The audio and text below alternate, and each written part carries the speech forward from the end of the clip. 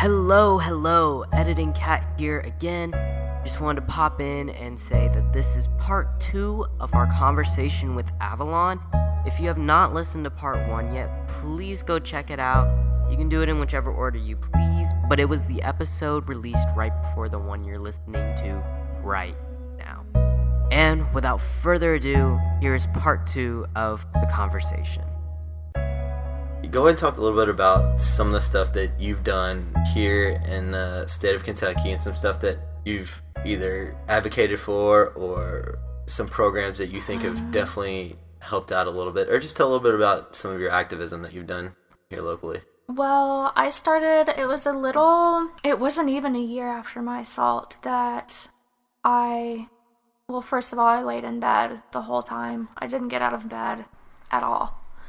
I just laid in the dark and cried. And that's okay. That's another thing I want people to know is there's no right or wrong way to heal. Whatever is best for you. If you want to lay in bed and watch Netflix and eat Cheetos for 3 years, I'm not saying do that, but if that's what makes you comfortable at that time, then do it. And one day you will feel like getting out of bed and talking to somebody about it. It wasn't even a year after my assault that I started scrolling through Instagram and really looking online about rape culture and just assault in general. And I came across an activism page that showed it was April, and it showed that April was Sexual Assault Awareness Month.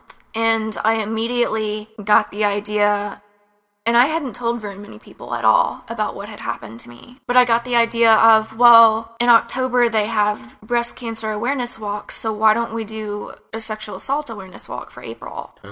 And that's kind of where all of this crazy ideas started. And when I started, I didn't even have a name for the group. I just called it Sexual Assault Awareness Walk. And I didn't know anybody. I didn't know any other survivors. I made posters and flyers and an event on Facebook, and just invited all of these people to come. And all these people came out and showed there wasn't a lot, obviously. It was the first. Nobody knew who I was. I didn't know who anybody else was, but that was the starting point for me being just doing this once a year isn't enough. I want to do more than this. So after the walk was over, I then changed the group to Derby City Consent. And that's how that came about. And with that, I wanted that to be, it's not so much a support group as a solidarity group, because I think that it's important for survivors to get out with other survivors and learn different things and just be completely comfortable knowing that the people you're surrounded by believe you and have been through certain experiences that you have been through too, so they get it. It's amazing. So what I'm doing now is, first of all, joining forces with some really great people here in town. Over the past year, I've met so many people, it blows my mind. That's It's awesome. been crazy. Planned Parenthood is a huge support. Louisville Coalition for CEDAW has been very supportive. Listen is a really good one. It's Louisville Sex Education Now. It's LSEN. And that's a group of parents and students that are really trying to get actual curriculum for sexual education and consent within classrooms. That's something we haven't even talked about yet. Yes, because when people, they show stats for college campuses, but people need to realize that when students go to college, they don't just all of a sudden, hey, I'm going to start roofing people, or I'm going to start sneaking around alleyways, or befriend this girl in my class. They need to realize that it started way before that. High school, if not middle school. That's a very good point. And it doesn't have to be, I feel like even elementary school and middle school is where it should start, and it doesn't have to be about sex, because that makes parents very uncomfortable. It can be as simple as... Not to interrupt, but yeah. Parents play a huge role in some of these situations. They just want to coddle, and it's unbelievable. It's you have no idea what they hear at school. Yeah, and not to mention that, but there's stories all the time that you hear about, hey, I went and told my parents it's a family friend or even a relative, and they kind of sweep it under the rug. Parents, if you're out there, listen and take your children seriously for what they have to say, and be careful. If they're going to sleep over, whatever, watch and see, because you don't know I'm not saying lock your kids in the closet and never let them out of the house, but at the same time, this stuff is way, way more prevalent than probably any of the numbers show and any parent would realize. So, like I said, sorry to interrupt, but parents, please be aware out there because this stuff is happening way, way more frequently than you think. And the people involved are people that you might not ever think would be involved in this. I mean, there's stories all the time you turn on the television. Like I said, the ones that you do see, there's thousands out there that you don't see of people that you never would have thought doing these kinds of things, doing them. Sorry. No, you're fine. And that being said, men tend to get very offended because the majority of rapists are men, but that doesn't exclude women, and it's not all men. It's not a blanket statement. I think the percentage is like 2% of men are rapists. Yeah. And that being said, when survivors come forward, that's a pretty heavy thing to come forward and talk about that happened to you. And I think the percentage for that is also 2% that lie about it. That's crazy. That lie about it have happened? That lie that they had been assaulted. That's wild. I'm pretty sure it's 2%. But just being aware, knowing the signs, teaching your kids from a very young age. Again, it doesn't have to be about sex. It has to all do with their personal space, their body. Their body is their body, and they're in control of that. If they don't want to give grandma a hug, don't make them give grandma a hug. Don't coerce them into, it'll hurt grandpa's feeling if you don't give him a kiss goodbye, because then that teaches them that even if they don't want to make this physical contact, that they have to, or it's okay for someone to touch them when they don't want to be touched. Some people think that's extreme and they take it to the extremes, but that's just the baseline for teaching them to be in control of their body. And we also need to stop telling little girls that if a little boy is mean to them, it's because they like them. That just sets up domestic violence. Yeah. I mean, again, that probably sounds extreme to some people, but if you're teaching a little girl that it's okay for a little boy to push her down, or even vice versa, for a little girl to push a little boy down, being aware of teaching children that just something as simple as somebody pulling their hair or pushing them down means that they like them, that's not okay. That's basically what I was getting at with that point. Well, it makes sense though, and we were talking about colleges and on campus and stuff like that. The numbers often refer to that, and it is unreal how much of that takes place on college campuses. It's also unreal to me how those numbers are staggering, and then you often don't hear the numbers about kids when they're growing up. Right. How many more people have this happen to them? And another thing I want to talk about is, I don't know how else to say this, but it's spread so quickly. Because what happens is, like you mentioned, this stuff often starts when they're younger, but as an example, one family member is not just doing this to one kid usually. It's probably going to be a family member that is doing it to multiple people in the family. And the sad thing about when young kids do this to other young kids, it's because, they don't know that. They're taught that. Yeah. So it's unfortunate to have that happen, but it's, in a way, not their fault, because the chances of that they have been molested are extremely high. Yeah. So they are just doing what they have had done to them. But the stat for that, if let's say a family member, it doesn't even have to be a family member, let's say a woman targets children, it will take at least 12 assaults for one child to come forward. So behind one child, there has already been 12 or 11 behind them that have already experienced molestation or whatever has happened from this one assailant. That's remarkable. Yeah.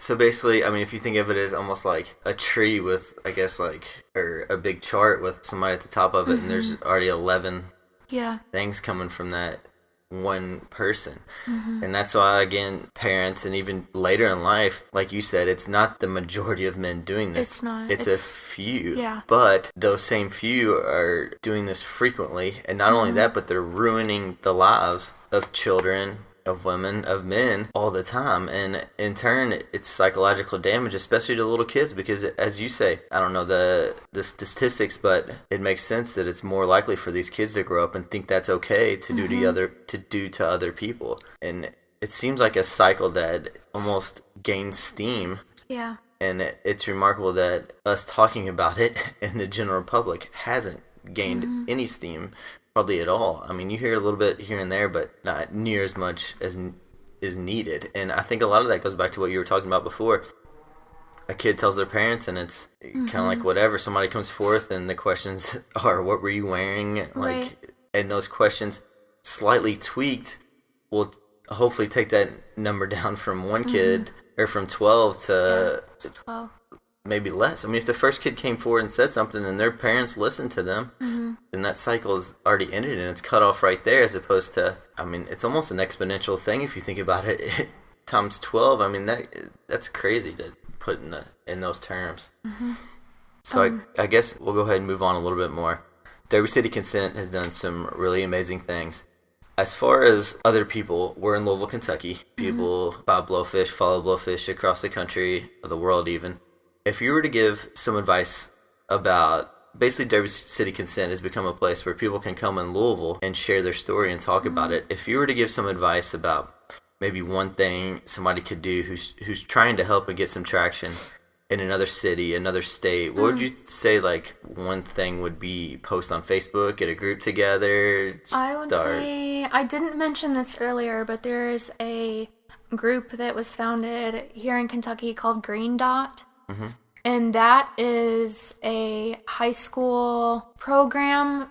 I think it's after school right now, but it really should be during school for all students. It's a volunteer program right now, but that is a bystander intervention training for kids. Wow. So that teaches the students signs of domestic violence, the right and wrong way to react if you see somebody spike someone else's drink at a party. Oh, wow. Just all of, like, different ways that you can safely intervene. And what are the steps that if you don't feel safe enough entering that, because obviously if you have a gun, don't walk up to them. Yeah. What are the steps that you can do? And I think they've done this for 5 years now, and the percentages of dating violence and just assault and groping and all the stuff that happens during high school with hormones and not being taught consent had reduced by half. Holy cow. It's a staggering number. And that's with, like, a tiny change like we talked about. That was just 5 years. So that was one cycle of classes that had gone through the school. Wow, that's crazy. With the Green Dot program. So I know that there's only a few schools that have adopted that program, but if you are a parent or a student or someone on your school board, a concerned citizen anywhere, definitely contact Green Dot Kentuckiana, and they can help you. They have pamphlets and guidelines and everything that you need to teach kids. That needs to be copied. I'm going to get it back on my soapbox, but yeah. I mean, why are we learning about chemistry in high school? Right.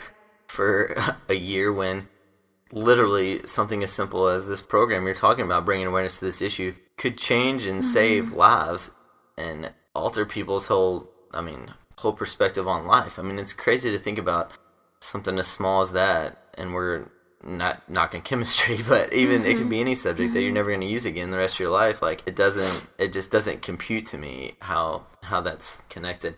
So Derby City Consent's done some amazing things. Go ahead and talk a little bit about maybe how you formed the group. Okay. What gave you the ideas, how it's kind of progressed over the last, heck, it's only been, what, a year and a half, 2 years now, maybe? It's just no.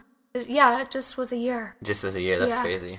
Go ahead and talk a little bit about how you got it started. And, like, people out there want to know how they can do this in their own communities, because we've talked about over and over again, a lot of times communities don't have these programs set up to go to if something like this happens for support. I mean, we've talked about, obviously, rape kits and stuff like that. It's not available, but even support for this oftentimes is the places are either overcrowded, like here in Kentucky with the wait list like you talked about, or in places that, frankly, are in not so good parts of town that people from middle class, upper class backgrounds where this is just as prevalent as lower class would never go to, or they're not in their neighborhoods. So, like I said, go ahead and talk a little bit about how Derby City Consent got started as far as the, I guess, first couple steps. Well, it officially became Derby City Consent after the first awareness walk. And I want that to be an annual thing.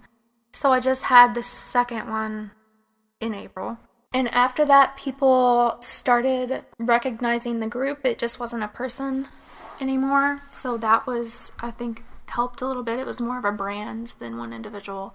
I started meeting people from women's rights groups. I spoke alongside the mayor, like just a couple months after, and nobody knew who I was, but all of a sudden people were reaching out to me to come speak. I spoke at high schools about consent, just really started meeting all kinds of people, and it was incredible. And I went to school for pastry arts. Like, I make cakes for a living, and you don't have to do this for a living. If you're passionate about it, just go for it. It's just all about having the tools to organize and set things up to help people.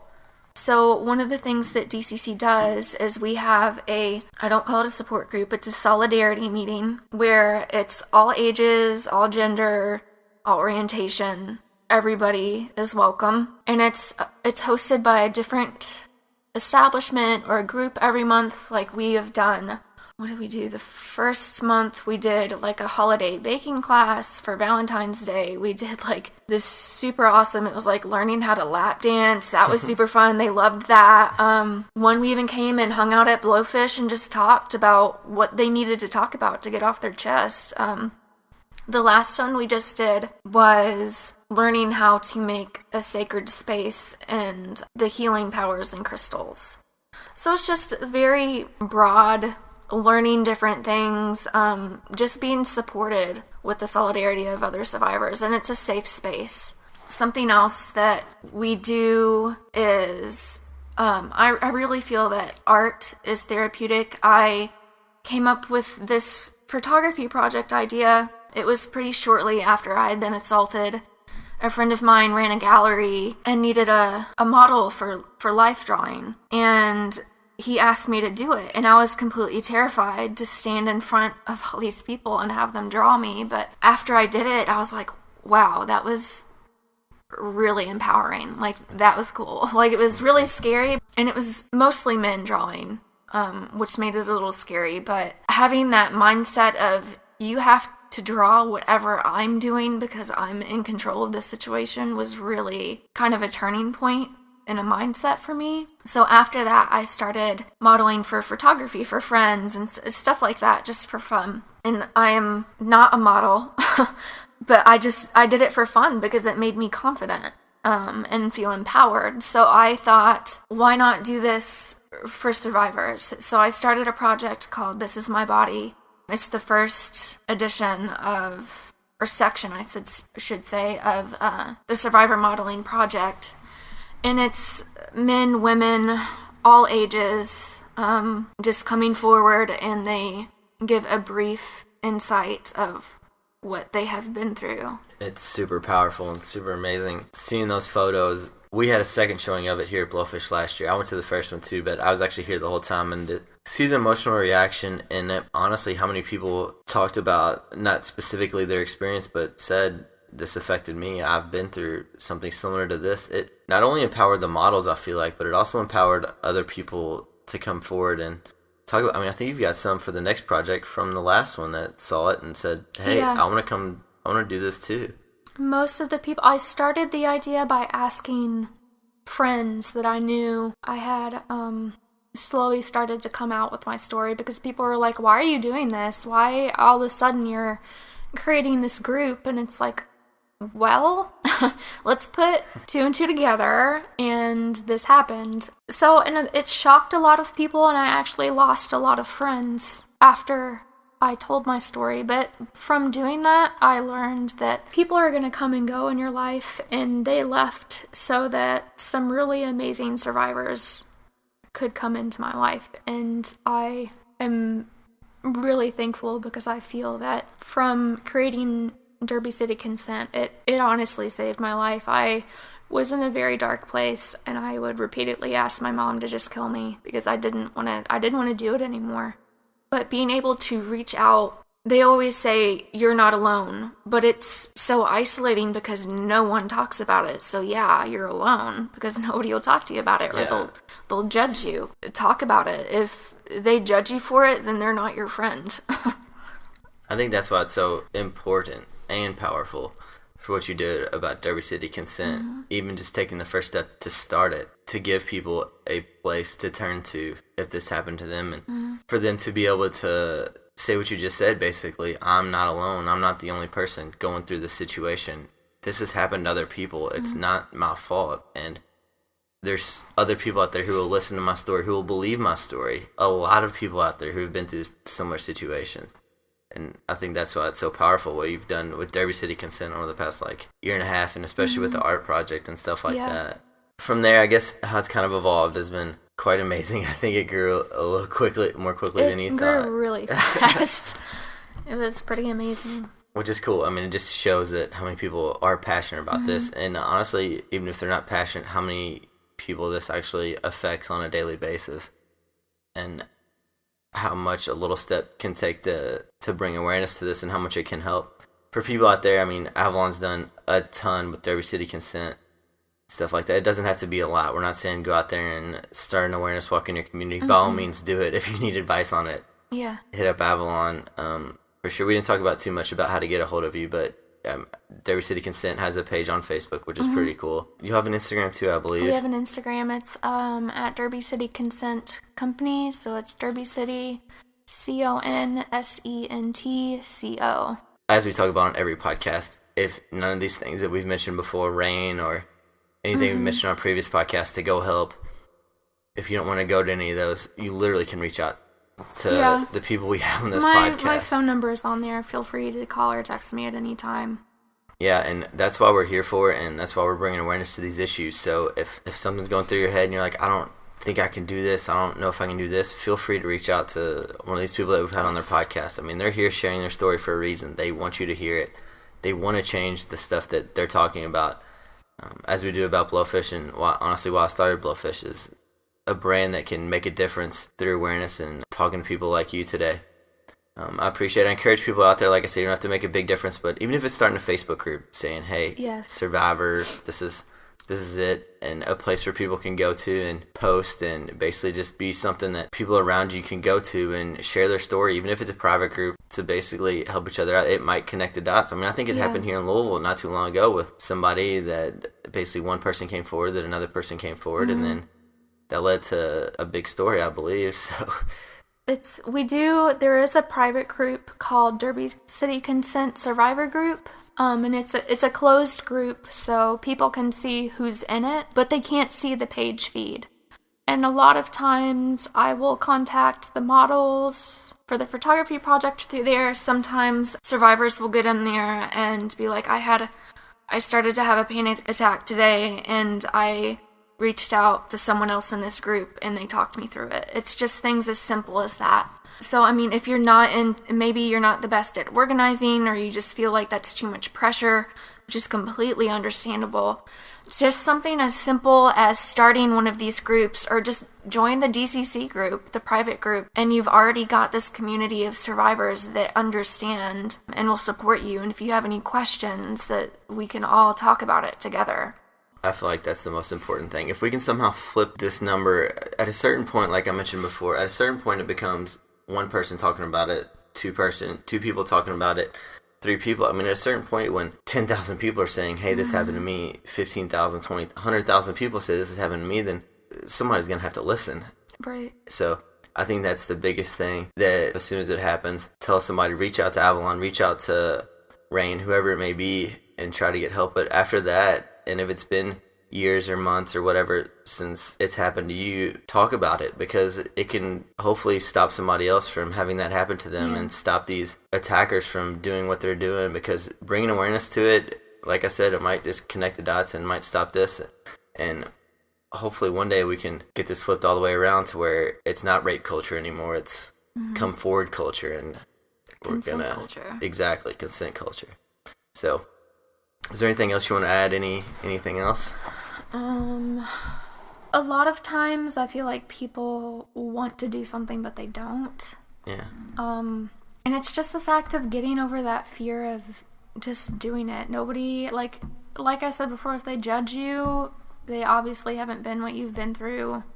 That makes sense, though. It's almost like they're embarrassed to talk about it. It's what it kind of seems like. It is, because people make them feel ashamed for what has happened, and it's not your fault. Like, you didn't do anything wrong. And I think it's important for people who haven't been through these incidents to support these people and understand. We talked about police officers earlier. I mean, to try to listen to these people and take them seriously when they come forward talking about this subject, because it's not an easy subject to talk about, obviously. Nobody wants to talk about the star football player, the star whatever, not just saying like football, but the star player on campus doing this to somebody, or the local politician doing this to somebody. I mean, nobody wants to talk about it because it is of a sensitive, I guess, embarrassing topic. But the more people that we get to talk about this, then, as we keep saying over and over, the better it is, whether you're a survivor or whether you're just trying to support a survivor, staying behind them. The more the people, the better. The only person that should feel embarrassed or ashamed is the person that did that to you, not you. Again, because you didn't do anything wrong. For people who have experienced trauma, it is proven that it is difficult for them to hold a job, to become addicted to substances easier. They become drug users, alcoholics.